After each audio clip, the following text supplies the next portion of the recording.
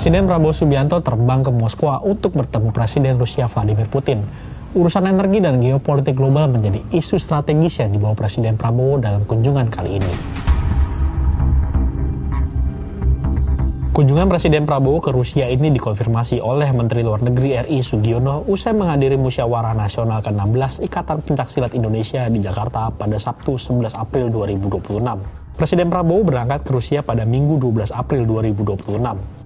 Ini menjadi kunjungan ketiga Presiden Prabowo ke Rusia setelah kunjungan pada Juni 2025 dan Desember 2025. Salah satu yang akan beliau bicarakan juga itu karena ini merupakan sesuatu yang sifatnya sangat strategis ya bagi bangsa Indonesia.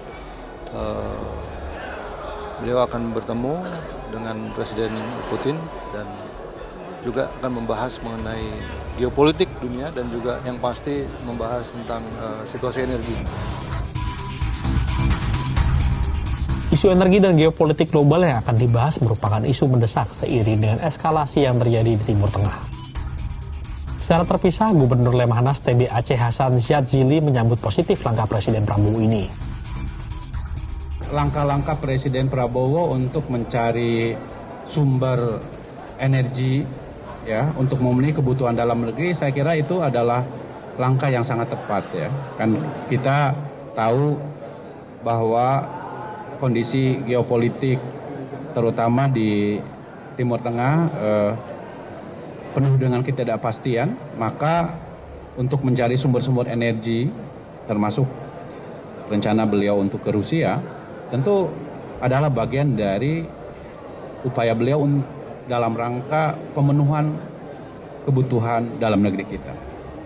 Ya, saya kira langkah itu adalah langkah yang sangat tepat dan kita harus dukung kebijakan tersebut.